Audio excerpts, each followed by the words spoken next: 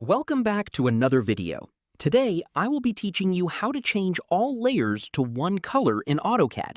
If this video helped you, consider subscribing and leaving a like. Let's get right into it. Changing all layers to one color is very useful when you're cleaning up a messy drawing or preparing your work for printing. It helps make everything look clean, consistent, and easier to understand. First, go to the command line at the bottom of your screen. Type LA or Layer, then press Enter. This will open the Layer Properties Manager, where you can see all the layers in your drawing along with their settings. Now, if you want to change every layer, press Ctrl+A on your keyboard to select all layers instantly. If you only want to change specific layers, you can click and drag your mouse to select them manually. Once your layers are selected, look for the Color column. You'll see small color boxes next to each layer name.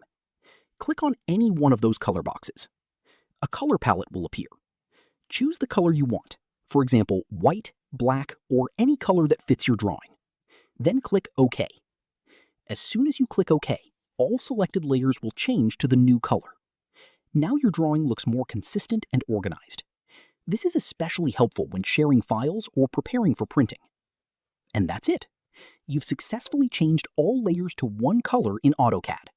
It's a simple trick, but it can save you a lot of time and improve your workflow. If I helped you in this video, consider subscribing and leaving a like, as that helps me make more videos.